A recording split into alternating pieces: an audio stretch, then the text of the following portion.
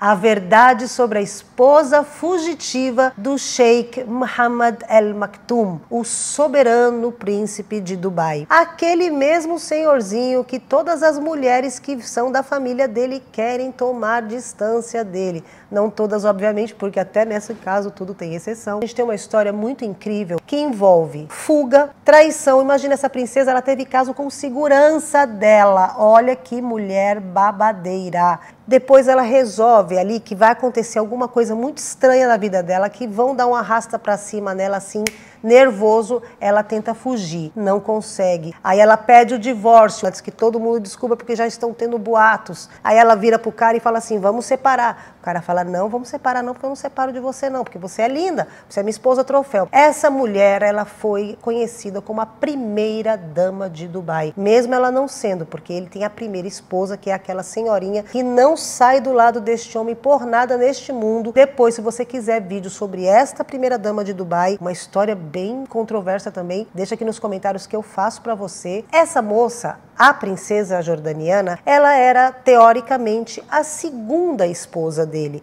Então ela começou a ter privilégios de primeira esposa, porque até então nenhuma esposa desse sheik aparecia na frente da mídia não, tá? Não acompanhava ele em lugar nenhum. E ela, como uma mulher, além de linda, inteligentíssima, formada na maior universidade que forma líderes para a Inglaterra, ela foi formada lá. Se eu não me engano, o nome da universidade é Oxford. Ela foi formada lá. Ela fala mais de 6 idiomas fluentemente, entre esses idiomas, russo, alemão, francês, italiano. Gente, só te falar russo e alemão, eu já pago um pau pra ela, tá? Isso aqui, pra você ter só uma pincelada. Agora vamos conhecer mais a fundo quem é essa mulher babadeira. Ela chama Raya Bint El Hussein. Raya Bint El Hussein, filha do rei da Jordânia. Ela tem uma história antes desse casamento, que é uma história incrível, de um amor incrível, que depois, num vídeo ou numa live, eu conto pra vocês, que também vale a pena vocês conhecerem. Mas agora que a parte mais babadeira da vida dela começa aos 30 anos. Quando ela era muito jovem, a mãe dela morreu.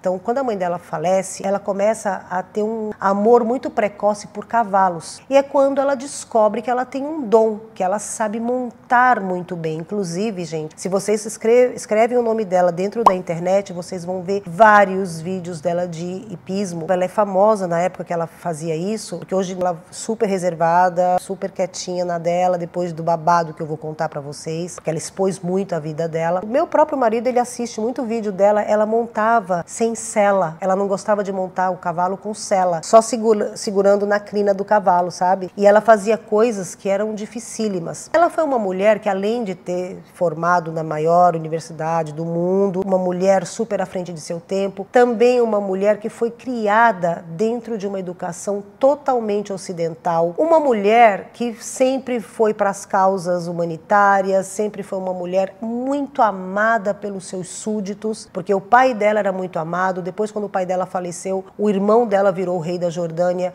o irmão dela, um cara muito amado também pelo povo da Jordânia, e ela era muito admirada. Na época que ela montava, por exemplo, ela foi para as Olimpíadas. Ela chegou muito próximo de ganhar uma medalha, mas ela caiu, ela teve um acidente, ela não conseguiu continuar a prova. Ela foi a primeira mulher a levantar a bandeira da Jordânia. E você fala assim, qual o problema de uma mulher levantar a bandeira da Jordânia? São países machistas, então nas Olimpíadas e Jogos Olímpicos, futebol, sempre são homens que carregam a bandeira. E ela foi a primeira mulher a fazer isso, e os súditos urraram quando viram, ficaram felizes. Então ela sempre foi uma mulher ali muito à frente de seu tempo. Como eu falei para vocês, ela competia na montaria. Quando ela vai para um campeonato na Espanha, e lá ela conhece o seu marido, o Sheikh Mohammed Al Maktoum. Aí, aqui eu vou te dar as duas versões do que foi dito na época, do que as pessoas comentaram até 2019, que foi quando tudo acabou, tá? A maioria das pessoas diziam que foi um casamento por conveniência. Só que os amigos dela, as pessoas próximas, disseram que não, que realmente teve um envolvimento, ela se apaixonou mesmo por ele. Bom, ela tinha 30 anos nessa época, eles começaram a se envolver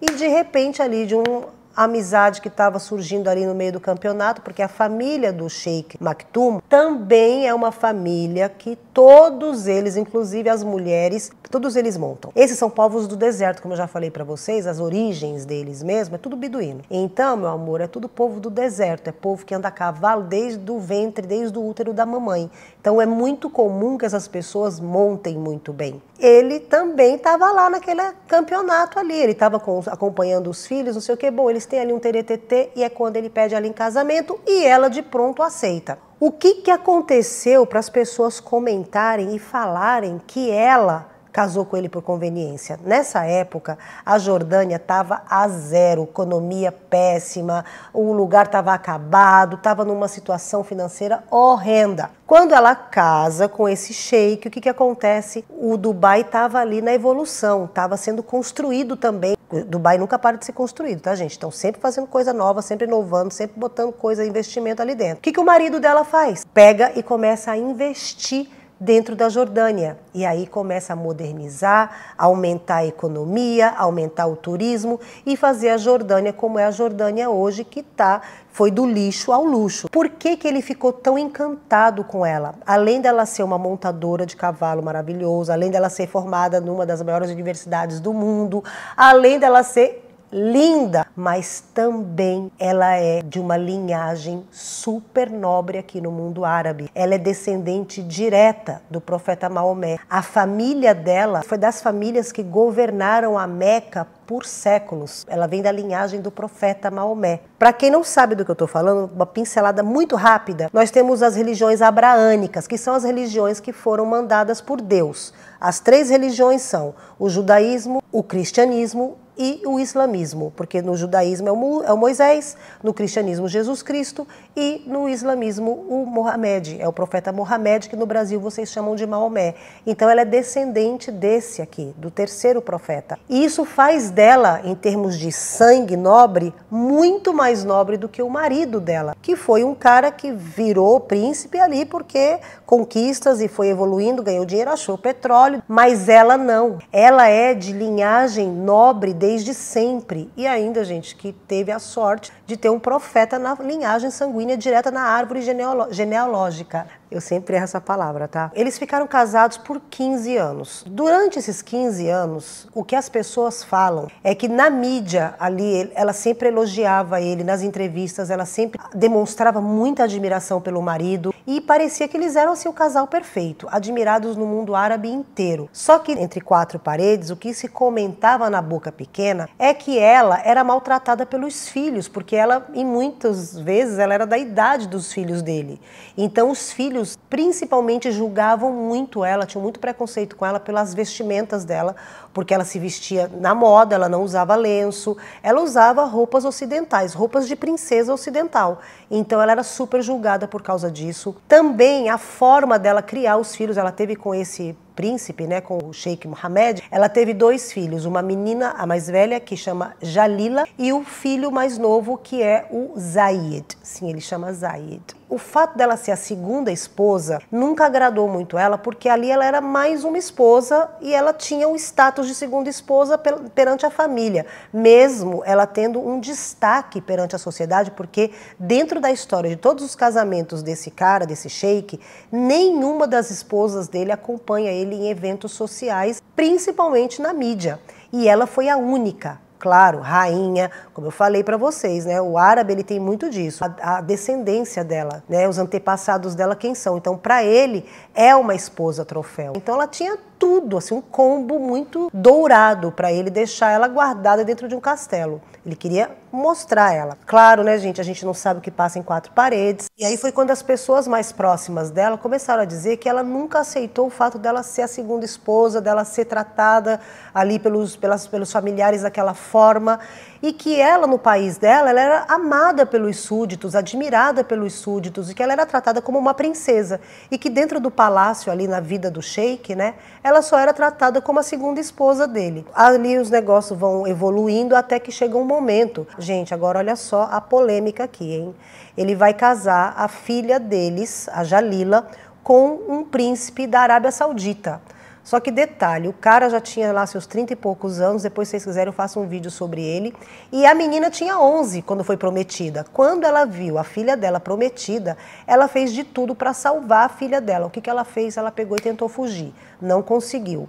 Fazendo contatos, ela foi lá, não conseguia fugir de jeito nenhum, foi quando ela pediu para ele divorciar dela. Ela falou, não aguento mais isso, eu não quero que a minha filha case, eu quero o divórcio agora. E aí ele não dá. É quando ela começa a ter um caso com o segurança dela, com o guarda-costas dela. Gente, aqui o babado foi assim, ladeira abaixo, porque ela teve um caso com esse cara durante 2 anos. Na época, ela estava com 43 anos e o cara com 33. Por que é importante a idade? Porque além dele ser guarda-costas dela, a idade também foi um negócio que deu muita polêmica. E aí começou as pessoas desconfiarem porque a esposa do segurança, a mulher ali um dia dando uma olhada dentro do telefone do cara, achou umas fotos da princesa de biquíni e mensagens de amor entre eles. Foi quando ela pega e confronta o marido fala que não, obviamente, nega tudo, né? E aí ele decide separar da mulher. Separou da mulher, dali foi um babado enorme, porque aí as pessoas começaram a comentar, a mulher botou a boca no trombone, e aí foi quando a princesa, junto com os familiares, tentam abafar o caso. Detalhe que quem que tentou abafar o caso? Ao lado da família dela. Ela tem o suporte porque ela é uma princesa jordaniana. E ali o pessoal começou a abafar, foi quando ela pagou pro cara, que ela tinha um caso, 1,2 milhões de dólares para ele negar e ficar calado e nunca falar sobre o assunto. Também para os seguranças, os outros que sabiam do caso dela com ele, cada um ganhou 1,2 milhões de dólares para nunca falar nada. Quando esse caso vem à tona, não que ficou provado, ela ficou com medo pela vida dela, porque ele já tinha feito o que ele fez com as filhas. E as mulheres, em outros casos, muitas mulheres da história desse cara, que ele casou várias vezes, esse Sheikh Mohammed, né? As mulheres sempre saíram assim de mal a pior e sempre se ferraram muito na mão dele. Que inclusive eu vou pegar as histórias mais polêmicas e sofridas dessa família e vou fazer para vocês alguns vídeos aqui para vocês entenderem. Ela tendo em vista tudo isso, o que ela fez? Ela contactou alguns diplomatas alemães e ela pediu asilo na Alemanha. E é quando ela pela primeira vez consegue fugir. Ela vai para a Alemanha, fica lá e de lá ela vai para Londres. Quando ela chega em Londres, ela automaticamente ela já pega e abre lá o processo de divórcio. Ela pede para poder se divorciar dele e ela pede uma medida protetiva para ela, falando que ele ameaçou ela, que ela estava passando violência psicológica. Ela pediu tudo que ela tinha direito dentro da lei. Só que aí o que acontece? O tribunal da Inglaterra, ele nega, porque ela tinha 2 filhos dele que eram descendentes do trono de Dubai. Então não podia dar isso daí para ela, o divórcio, e fazer tudo que ela queria, e muito menos deixar ela lá na Inglaterra, porque ela estava com 2 herdeiros do trono. Aí é quando o irmão dela, aqui gente, nunca é demais você ter costa quente, né? É quando o irmão dela, o rei da Jordânia, nomeia ela diplomata, segunda diplomata da Inglaterra. Aqui ela sendo uma diplomata, ela consegue fazer tudo o que ela tinha que fazer. Aí é quando ela entra de novo como uma diplomata e pede o divórcio e aí começa o processo. Nesse meio termo, o marido dela, o Sheikh Mohammed, ele vai e fala com o rei da Jordânia. Fala, escuta, eu dou o divórcio para ela, não tem problema, mas a única coisa que eu quero são os meus filhos. Traga os meus filhos para mim que eu dou o divórcio para ela. E ela fica ali irredutível e fala, não, os meus filhos ficam comigo. Eu não vou dar meus filhos para ninguém não, porque ele quer casar minha filha com o príncipe da Arábia Saudita. Então não vai, minha filha não vai casar com ninguém. Minha filha não tem idade para ser prometida para ninguém. E aí, gente, é quando começa uma batalha judicial. E aí é quando tudo isso que eu contei para você dos casos, de quanto que ela pagou, da esposa, tudo isso vem à tona. Além dos tabloides da Inglaterra e a justiça procura o segurança, que teve o caso com ela, e ele nega. Ele fala, não tenho nada a falar sobre esse assunto, isso aí é um desvaneio das pessoas, minha mulher é doida, minha ex-mulher, e falou isso por falar. E aí não fala sobre isso, obviamente, porque ele, né, tinha um contrato. Só que assim, durante o processo, né, as pessoas tentam levantar provas, vocês sabem, o advogado desse lado, o advogado desse outro lado, e aí viram que ela tinha comprado um relógio milionário, caríssimo, lá de não sei quantos milhões de dólares pro bofe dela, né, pro amante. Ela tinha dado um anel barra de ouro com rubi gigante lá para o amante dela. Ele teve uma ascensão econômica muito grande durante aqueles 2 anos que supostamente ele teve um caso com ela. E aí rola o negócio até que ela ganha. Ela ganha a batalha e aí ela faz o marido dela, o que agora, nesse caso, ex-marido dela, o Sheikh barra príncipe Mohammed El Maktoum, ele entra para o livro dos recordes pela segunda vez, porque olha que interessante. Ele já estava no livro dos recordes como o casamento mais caro do mundo, da história do mundo, com a primeira esposa. E agora ele entra como o divórcio mais caro no mundo com a segunda esposa. Olha que engraçado. Bom, no final das contas, a vida dela foi exposta, foi tudo jogado na mídia. E aí ela resolve, depois que ela ganha o divórcio, ganha a guarda dos filhos, ela vive reclusa e só se dedica a causas humanitárias, ela ajuda os pobres, ela faz muita coisa beneficente e ela tem várias ONGs e várias coisas de suporte para ajudar mulheres vulneráveis, mulheres que passam por violência doméstica, mulheres que são abusadas, enfim, ela tem vários projetos, várias ONGs que ajudam mulheres que passam por situações complicadas com os homens. Essa mulher, ela deveria ter uma história mais divulgada, porque é uma mulher que inspira. Você vai parar para pensar, se ela fosse uma mulher que é ocidental, as coisas seriam difíceis, mas seria muito mais fácil, sim, mesmo ela sendo uma nobre, porque pelo que eu tô vendo, assim, quando a gente assiste essa série aí, The Crown, né, que tem a história ali da realeza britânica, pra gente, você que gosta dessas histórias de reis, princesas, mesmo quando eles são ocidentais, a gente vê que todos eles passam pelas situações complicadas, né, tem os protocolos, tem não sei o que da família, tem um nome, tem não sei o que, tem um monte de coisa que essas pessoas acabam virando escravas daquele monte de protocolo. Agora você imagina todos esses protocolos, você ser escravo de tudo aquilo, da tradição, não sei o que, e aí tem mais um plus, né, o mais, tem um sinalzinho de mais ali que é você ser árabe. E aí tem a sociedade árabe, a comunidade árabe em cima da sua cabeça. Então é muito complicado. Então eu acho que essa mulher, ela foi muito corajosa. A Raya, ela foi uma mulher que ela é uma mulher, né, porque ela está viva, apesar dela não estar na mídia atualmente, mas ela é uma mulher inspiradora, uma mulher que serve para mim, para você, para a gente se inspirar. Que em casos que quando a gente vê que está tudo perdido, a gente vai recorrer lá para o nosso irmão, meio-irmão rei. Porque sim, ainda tem essa, né, o irmão rei dela, ele é meio-irmão dela. Ele poderia ter deixado ela se virar, porque talvez não fosse nem interessante para ele, economicamente, ajudar ela, mas ele não pensou. Ele foi pelo sangue, pelo amor à família, ele foi ali, é uma história, eu não tenho nem palavras, eu não tenho nenhum português tão bom para falar sobre isso, mas ele foi pela família, ele foi pelo amor, né? Então aqui foi uma história na qual o amor realmente venceu, tá bom? Então, meus amores, espero que vocês tenham gostado. Deve ter ficado meio confuso, porque eu amo tanto essas histórias que eu fico confusa. E eu faço o roteiro, eu escrevo aqui o roteiro, e aí eu não sigo o roteiro. Eu acabo falando do jeito que eu sinto mesmo. Porque se eu faço o roteiro e falo igual o roteiro, vai ficar quadradinho, e a gente aqui não gosta de coisa quadradinha, né? Então, se você chegou até aqui, me fala. Escreve assim, sim, não. Se é sim, é porque gostou. Se é não, é porque não gostou, eu vou tentar melhorar, tá bom? Ó, um beijo bem no meio do seu coração, bem no fundinho do seu coração. E não esquece que eu te amo. Beijo, fui.